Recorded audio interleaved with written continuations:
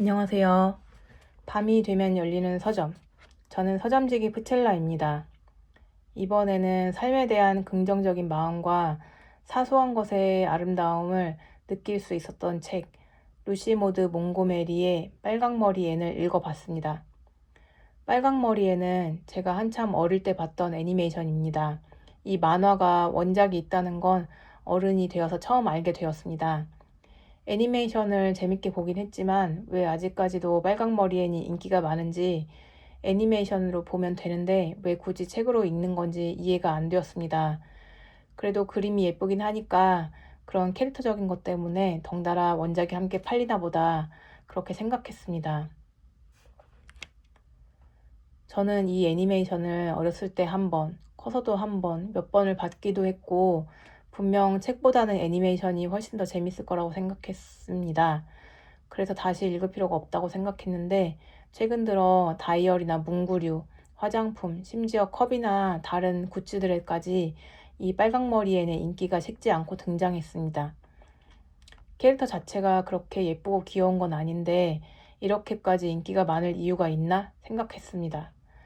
그러다 최근 도서관에 가서 빨강머리엔 책을 발견하게 되었고 마침 촉촉한 소설 같은 게 읽고 싶던 참이라 읽게 되었습니다.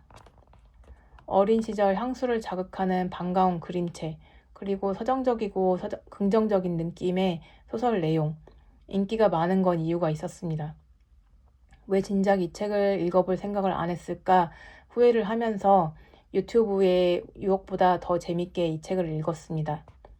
아직도 인기가 있는 이유는 일단 재밌고 저처럼 향수를 자극받는 일부 층도 있을 것 같고 긍정적이고 희망차면서 따뜻하고 서정적인 내용이 뭔가 인간 내면의 순수에 대한 향수를 자극하기 때문이 아닐까 생각이 들었습니다. 책의 내용은 한 캐나다 어느 섬마을의 아름다운 풍경 묘사와 레이첼 린드 부인이라는 야무지고 일 잘하는 오지랖쟁이 아줌마와 함께 시작됩니다. 이 아줌마는 마을의 모든 대소사를 다 파악하고 있습니다. 어느 날 마을 가장 안쪽의 커스버트 집의 매튜 아저씨가 정장 차림으로 마차를 타고 린드 부인의 집 앞을 지나는데 그에 대해 린드 부인은 참을 수 없는 호기심을 느껴 커스버트 집을 찾아옵니다. 마릴라는 깐깐하고 깔끔하면서 무뚝뚝한 성격이고 매튜 아저씨의 여동생으로 두 남매는 결혼하지 않고 함께 농장을 운영하며 살아가고 있습니다. 둘은 나이가 들면서 농장 일을 도와줄 만한 사내 아이를 고아원에서 데려오기로 해서 매튜 아저씨가 정장식이나 입고 마차를 몰고 아이를 데리러 간 것이었습니다. 그러나 매튜 아저씨가 데려온 아이는 깡마르고 빨강 머리의 여자아이 앤이었습니다. 앤은 상당히 말이 많고 감수성이 예민한 아이로 말 없는 매튜 아저씨에게 재밌는 라디오를 틀어둔 것처럼 말동무가 되어줍니다. 매튜와 마릴라가 살고 있는 곳은 둘의 성격처럼 잘 보이지 않는 마을 안쪽의 초록색 지붕 집입니다. 앤은 매튜와 함께 이 초록 지붕 집으로 오게 되는데 아름다운 풍경으로 둘러싸인 초록 지붕 집을 거의 운명처럼 좋아하게 됩니다. 마릴라와 매튜가 원한 건 사내 아이였지만 왜 그런지 앤에게 끌려 그대로 키워야겠다 마음 먹게 됩니다. 마릴라는 앤에게 이름을 물었는데 코딜리어로 불러달라고 합니다. 하지만 마릴라는 그 말대로 하지 않고 앤이야말로 정말 무난하고 부르기 쉬운 이름이라며 무뚝뚝하게 앤이라고 부릅니다. 키우지 않을 생각이라면 굳이 코딜리어로 못 불러줄 건 없지 않을까? 저는 이 대목에서 마릴라가 앤을 받아들이기로 했다고 느꼈습니다. 앤은 고아인 자신을 아무도 받아주는 곳이 없다는 것과 자신이 거절당해서 슬프다는 느낌을 마릴라와 매튜에게 서슴없이 솔직하면서도 감상적으로 표현합니다. 매튜 아저씨의 마음은 이미 앤을 데리고 있기로 했고 마릴라는 현실적인 부분으로 앤을 거부하려 하지만 그녀도 앤을 거부할 수 없다는 걸 차츰 느끼게 됩니다. 엄격하고 무뚝뚝한 마릴라는 솔직하고 감상적이면서 긍정적인 앤과 함께 살면 인생이 즐거워질 것 같다고 은연중에 생각하게 됩니다. 오지랖쟁이 린드 부인은 마릴라와 매튜가 키우는 아이가 궁금해서 다시 찾아오게 되고 앤을 처음 보고 못생기고 말랐다고 외모평을 합니다. 앤은 이 말에 울면서 자신의 속상한 마음을 소리칩니다. 마릴라는 이 일에 대해 앤이 사과를 해야 한다고 하지만 앤은 사과하지 않겠다고 고집을 부립니다. 며칠째 앤의 수다를 듣지 못해 아쉬운 매튜의 설득으로 앤은 마릴라와 함께 사과를 하러 갑니다. 앤은 평소에 감상적인 태도로 린드 부인에게 거창한 사과를 하며 자신의 비참한 상황을 오히려 극적으로 즐깁니다. 린드 부인은 앤을 용서하고 마릴라는 앤의 그 연극 같은 사과하는 모습을 떠올리며 웃음을 참지 못합니다. 앤은 학교에 다니게 되고 다이애나라는 맞은편 집에 사는 친구도 만들게 됩니다. 마릴라나 린드 부인의 예상과 달리 앤은 학교 생활을 잘 이어나가게 됩니다. 학교에서는 곧이어 소풍을 가기로 했는데 마릴라는 앤에게 소풍도 허락해주고 도시락도 싸주기로 했습니다. 한편 마릴라에게는 아끼는 자수정 브로치가 있었습니다. 마릴라의 어머니가 물려준 것으로 교회에 갈 때나 좋은 곳에 갈 때 마릴라가 꽂는 것이었습니다. 이 자수정 브로치가 사라지면서 마릴라는 틀림없이 브로치를 앤이 덤벙대다 잃어버린 거라고 생각하게 되었습니다. 앤은 브로치가 어디 있는지 모른다고 하지만 마릴라는 앤이 거짓말을 했다고 생각하고 앤을 방에 가둡니다.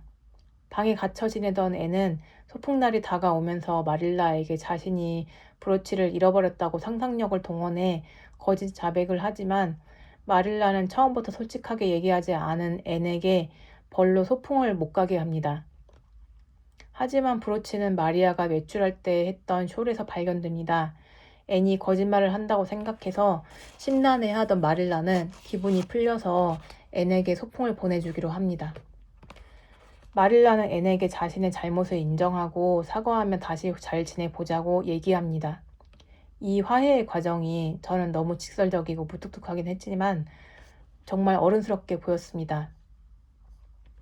앤은 학교에서 자신의 빨강 머리를 홍당무라고 놀렸던 길버트를 때리고 학교에서는 그 일로 벌을 받게 됩니다.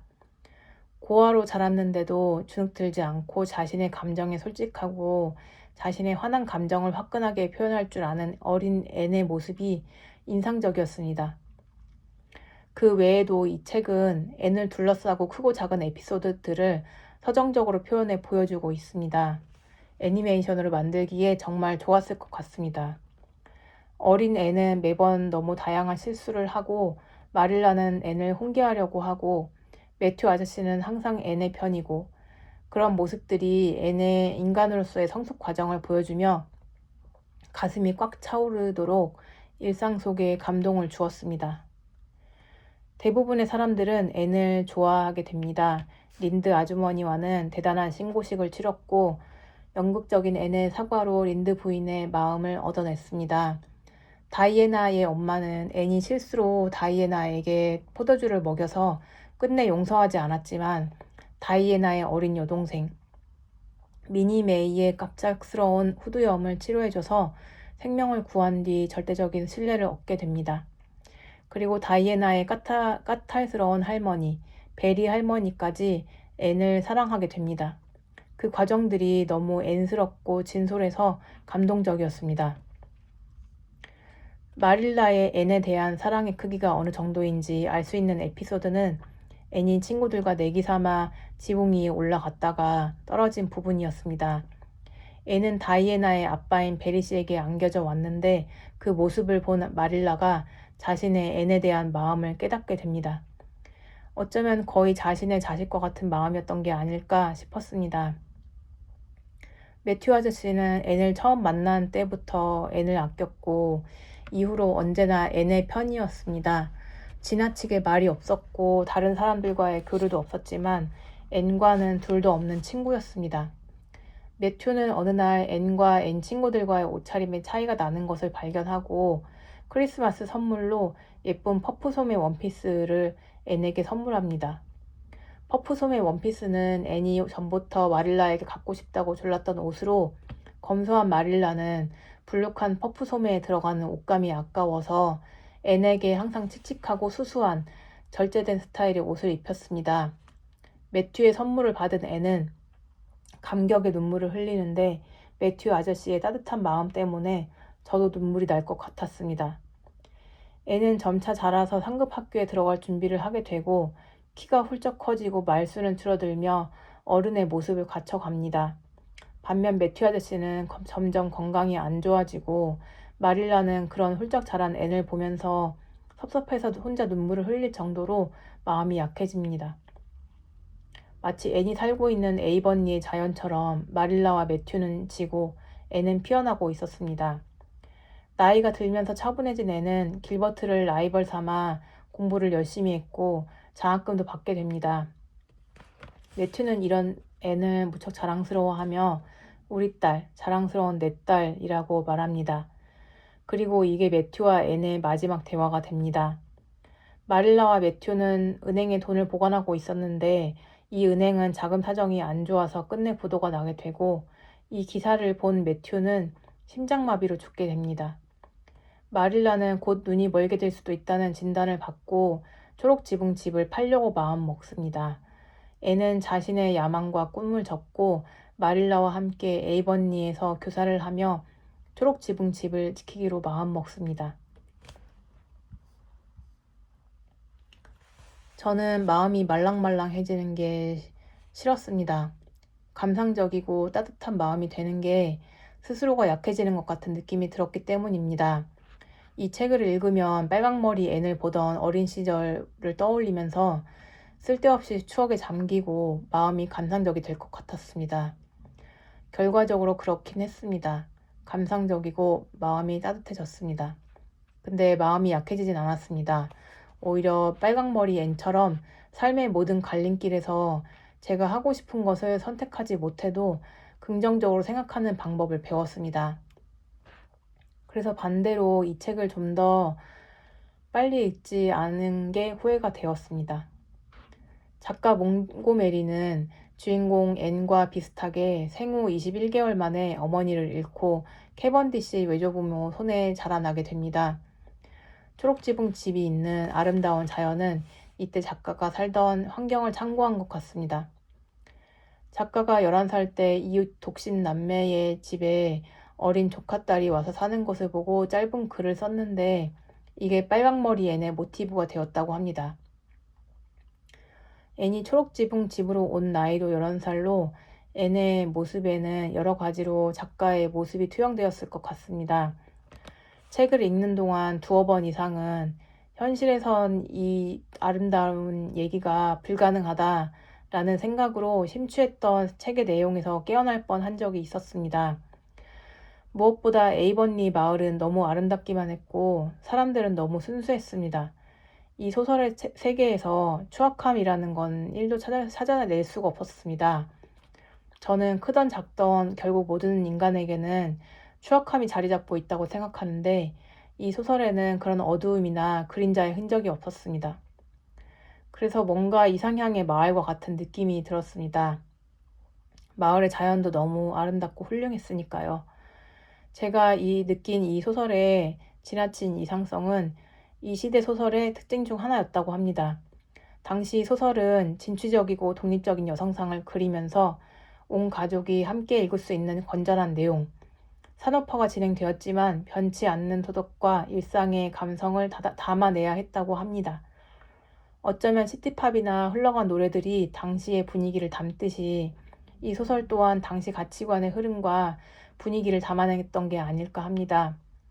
이 소설의 순수함이 좋았지만 역시나 그 느낌은 당시의 어떤 풍조 같은 것이었다 생각하니 조금 서운한 느낌이 들었습니다.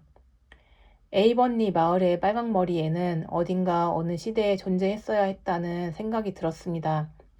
어쨌든 책 속의 순수한 세상과 이야기에 대해 저의 비판적인 시각이 살아날 때마다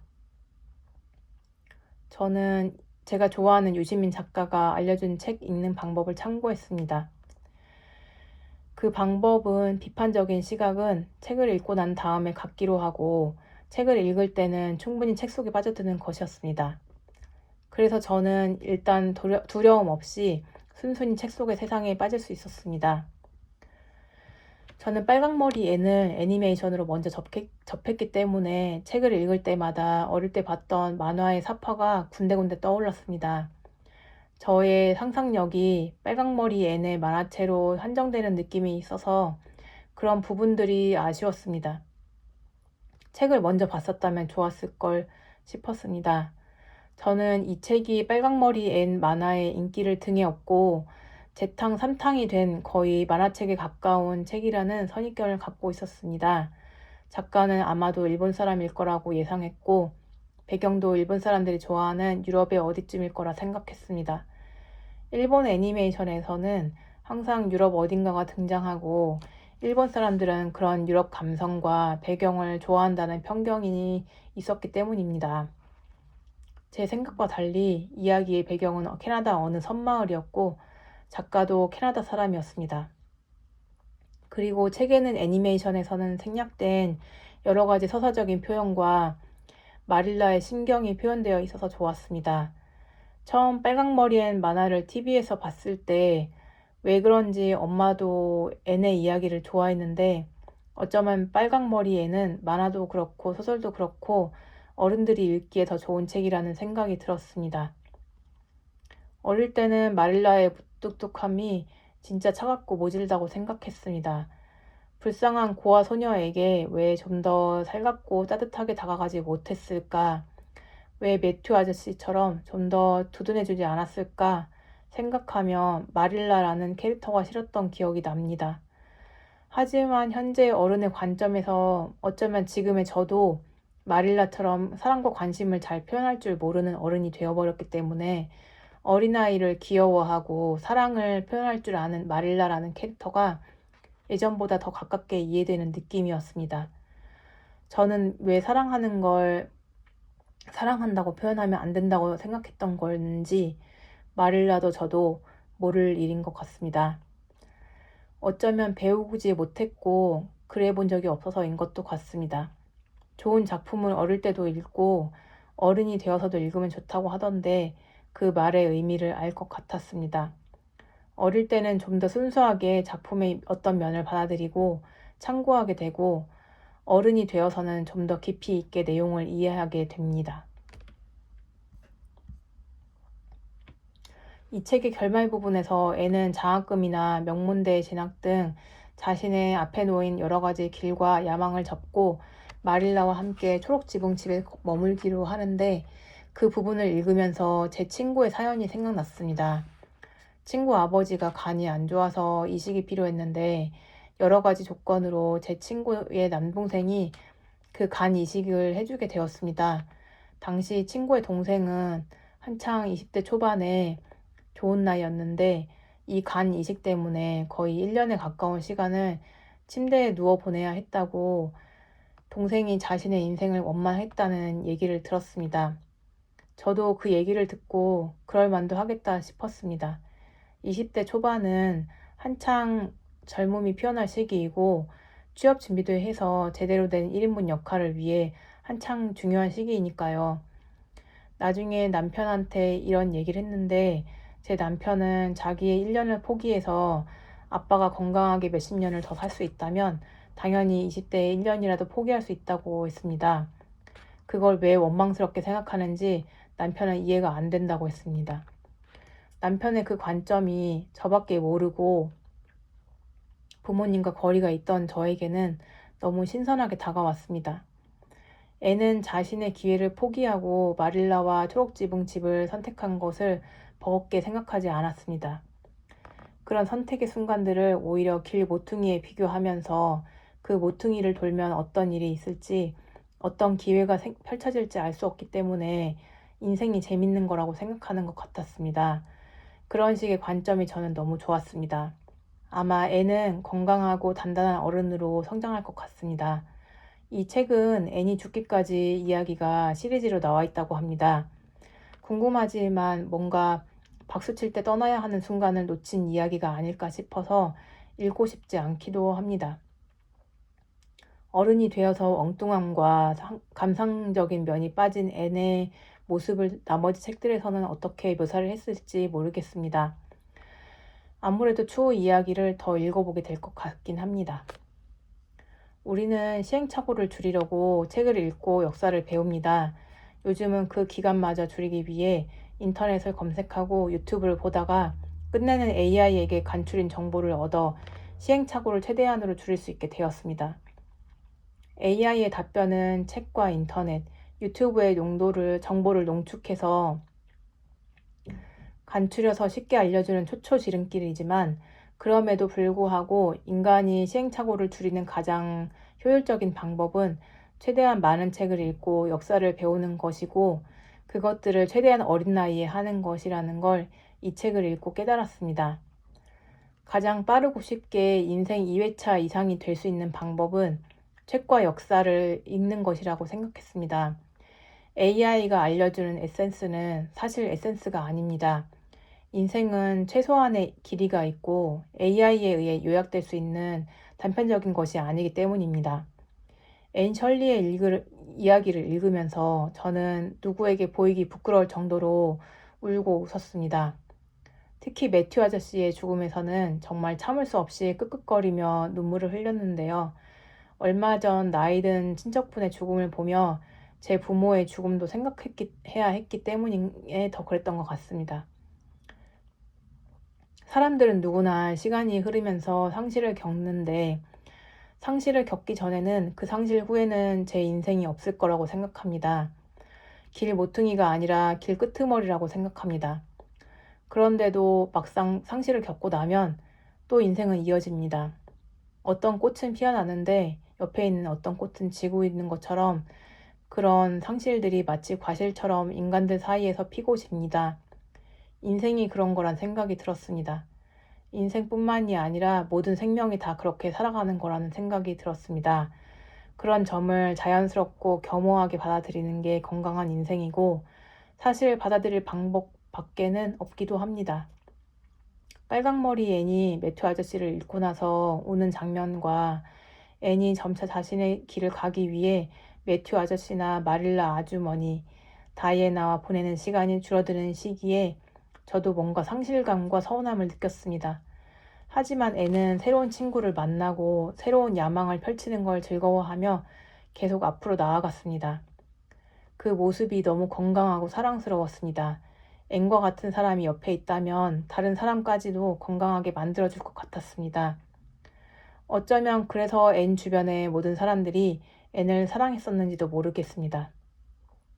소설 속에 만들어낸 인물이지만 너무 이상적인 측면만 묘사된 부분도 있지만 어쨌든 앤과 같은 삶에 대한 건강한 자세는 필요하다는 생각을 했습니다. 앤이 좋아했던 퍼프 소매, 다이애나와의 우정, 이상적인 자아의 상상 속의 모습 등은 저도 모두 겪었던 것들이었습니다. 하지만 앤의 이야기가 훨씬 더 멋지고 아름답다는 생각이 들었습니다.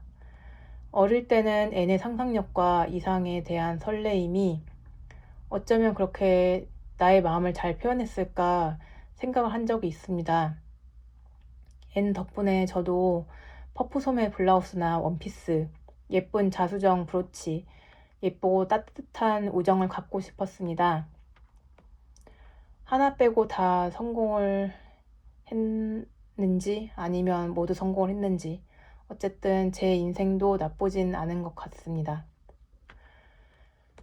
이 책은 자연에 대한 묘사가 특별한 책으로 책을 읽고 있으면 마치 그 풍경 속의 공기와 분위기까지도 전해져 오는 느낌이었습니다.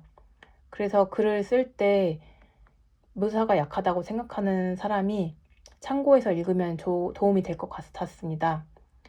이야기의 짜임새나 줄거리의 촘촘함과 같은 부분보다는 빨강머리 앤의 상상력과 감성적 서사가 주는 그런 서사가 위주가 되는 소설로 휴식이 필요할 때 읽으면 마음속 깊이 힐링이 될 것 같습니다. 빨강머리 앤이 초록 지붕 집에 들어오는 나이와 같은 11살 정도의 아이들과 청소년들이 읽으면 앤과 같이 세상을 멋지고 긍정적으로 대하는 자세를 벤치마킹 할 수 있을 것 같습니다. 자기 개발서 대신 읽으면 좀 더 말랑말랑하고 포근한 서사와 함께 자기 개발 효과가 훨씬 더 풍부할 것 같습니다. 나머지 내용들 궁금하시면 책 직접 읽어보시거나 제 블로그 다시 참조해 주셔도 좋겠습니다. 그럼 밤이 되면 열리는 서점 방문해 주셔서 감사합니다. 다들 좋은 꿈 꾸세요.